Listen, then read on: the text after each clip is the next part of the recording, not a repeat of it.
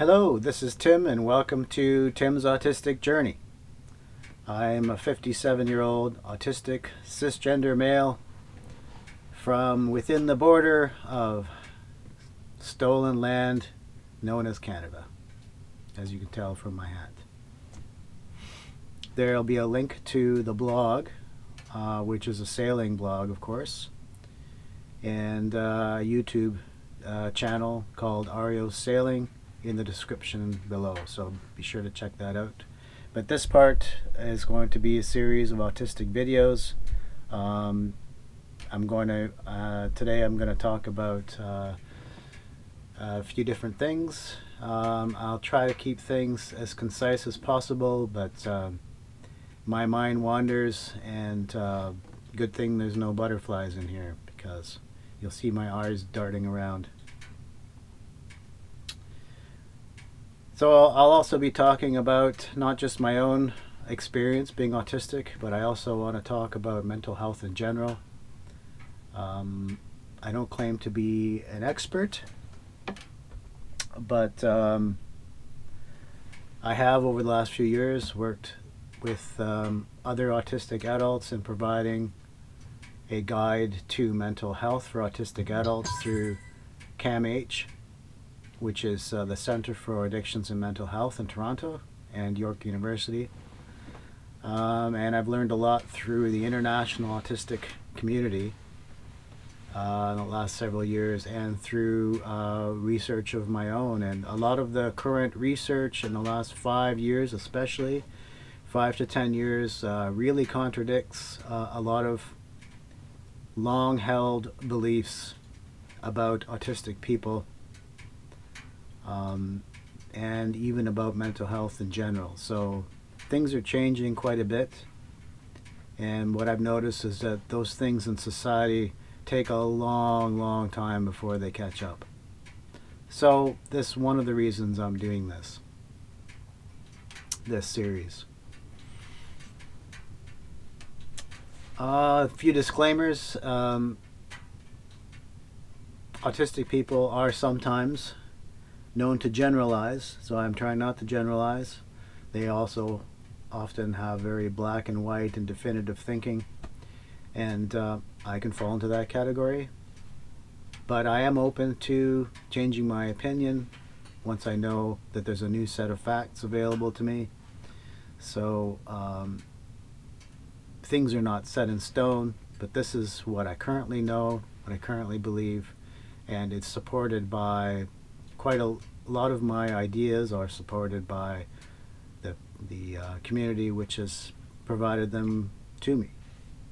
Helped to shape how I think about myself, and how I think about other people who are not only autistic, but also marginalized. So that goes through a broad range of people in our community. I try not to get into the poor old me problem. I don't feel bad about who I am, but I do think that people need to realize in society how they put up barriers against success of other people. So I'm going to be talking about those barriers and trying to point them out where I can. And so I thought it was fitting to start with a topic called trauma. And that can go on for many sessions. Maybe this is just going to be an introductory portion. I can only talk about my own experience and how I experienced my life. I was very recently diagnosed, so it came as a very large surprise to me that so much of my life has been defined by the way I respond to things, and that a lot of my daily activities have caused, daily interactions with people have caused me a consistent amount of trauma, in the fact that the way I express myself often comes off as being rude or non-compliant, and So let's just get right into the trauma. I already mentioned sort of a daily trauma, which is actually like people talking when they talk about microaggressions towards people who are disenfranchised already, marginalized people. The constant microaggressions cause a lack of self-worth. When you're constantly told that you don't fit in, that you're not doing what you're supposed to do, that if you only tried a little bit harder, you could achieve the success of everyone in society, that it's our problem, that homelessness is the problem of the homeless, that it's almost like this constant amount of blame, and our justice system doesn't do it any justice because it uses a status quo to set of rules that don't fit, that a lot of us cannot, no matter how hard we try, we cannot fit into because it doesn't work with our neurology. So I really want to try to reiterate the fact that what autistic people want is to be understood for our different way of thinking and accepted as just another part of human existence, because the truth is, all of us, every single human being that's ever lived on this planet, we all share the same genetic pool. We share the same genetic pool with dinosaurs or with fish. So why is there a group of people who believes that we should all try to be like them? The truth is that most of us, that they're actually in the minority. That's how I feel. The minority is part of a normality which is artificial. All of us belong to this group, and we all deserve all of the same benefits to being in society. I can only see the world through my autistic experience. My nation's flag is a neurodiverse flag. That's the country I'm from. I'm not from Canada. I'm not from the US. I'm not from North America. I'm from the world of autistic people. And I can't see beyond that universe. I try very hard, but it's not within me to understand how someone else can live their life. Childhood trauma, and then of course there's intergenerational trauma, which fairly recently we've found out, science has done experiments. I'm sorry I don't have links to them, but you'd be able to find them, demonstrating that you can be, your genetic material is altered from several hundred years previous of trauma that your family may have experienced that altered their genetic code, and they pass that on to you. This has been demonstrated. So it makes me wonder, I mean, all of us know about the horrible war that's going on, well, of course, in the Gaza Strip, but in Ukraine, well, my group of Mennonites settled in Russian Ukrainian territory several hundred years ago, and a similar thing happened to them. They were persecuted. Fathers disappeared from houses, and lots of horrible atrocities went on. Has that genetic material been passed down to my Mennonite community in Canada? Because that's why we fled in the late 1800s, early 1900s. And I firmly believe that, with this new research, it makes a lot of sense that we can suffer by the trauma we've experienced from other generations. So as a late diagnosed autistic, I was only diagnosed 3 years ago at about 54. I'm constantly reevaluating my life, how my autistic experiences has shaped how I see things and how I also respond to things. I have some serious trauma-induced responses to people who hate, towards people who call me a liar. I'll be talking about truth and justice, how it relates to autism, to autistic people, and other people in spectrums as well.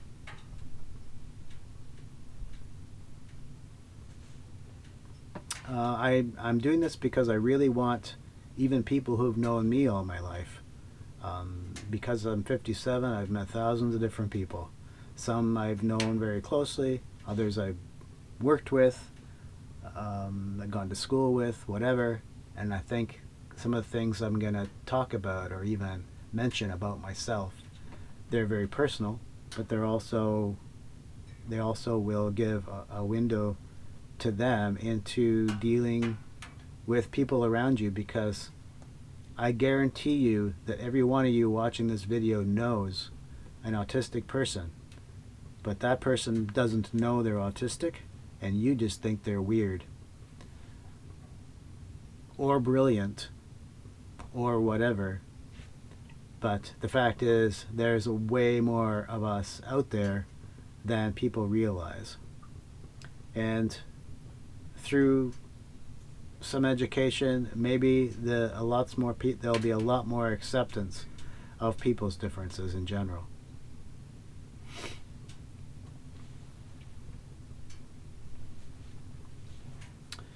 And much of what I have to say will ring true for people who are ADHD, LGBTQ, ADD, Tourette's, bipolar, schizophrenia, depression. These are all normal neurological parts of our population. And we've always been there. There was a time when people with ability to do certain things were considered to be witches and burned at the stake. Well, that burning at the stake is still happening.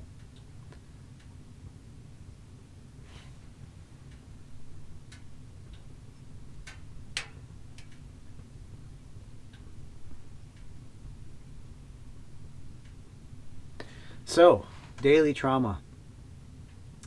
Have any of you ever experienced having a conversation with someone when they suddenly turn around and walk away? Now, you're in the middle of a sentence, you're just talking, you're probably talking about, in this case I think it was sailing, and I hadn't met this person before, but something about me, something about the way I expressed myself made them turn around and walk away. This was in a crowded room at some sort of a gathering party of some kind, not a party, but maybe it was at a yacht club. And how do you think that would make you feel? How do you think that you would feel if it happened occasionally, maybe even quite regularly? Here's another example. More frequently, what happens when I'm talking to people, especially people I don't know. I have a lot of anxiety that I don't even realize is there. So I have to compensate.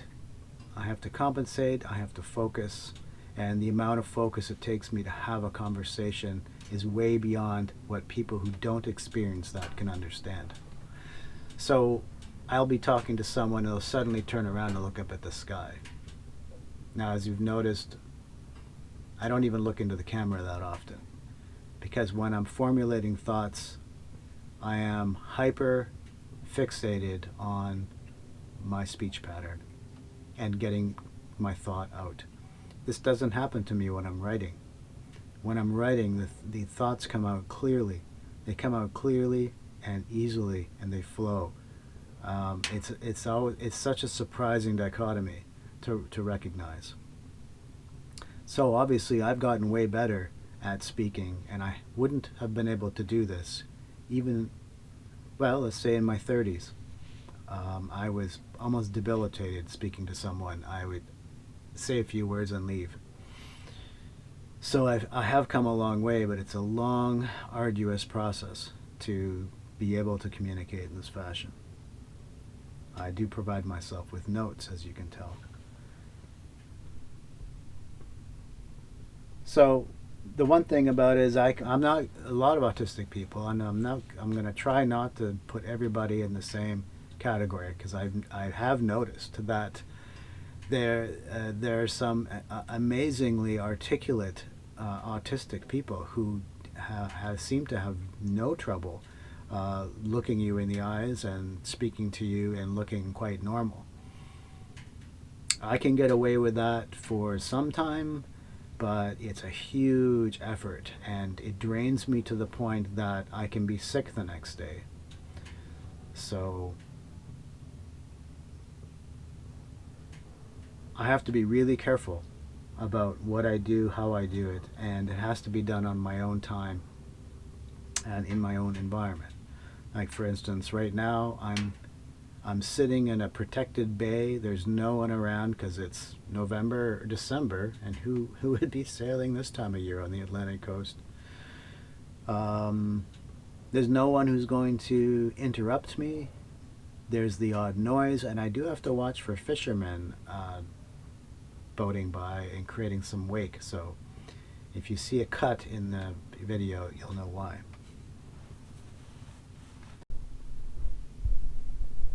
Another part of this video I'm always going to talk about is I'm going to give something that I think someone that I knew in the past would be really interested to know about me. If you ask me, "Are you hungry?" my response to you will be, "What time is it?" Now, I didn't realize that about myself, but this goes back to a very common problem that many autistic people have, is that it's related to something called interoception, where we don't necessarily get the same responses about things, and I often can't really tell whether I'm hungry or not. And I didn't even realize this about myself until my ex-partner pointed it out. So I go more by time than I do by whether I'm hungry. I do feel hunger, but clearly it's not the same signal that normal people generally get.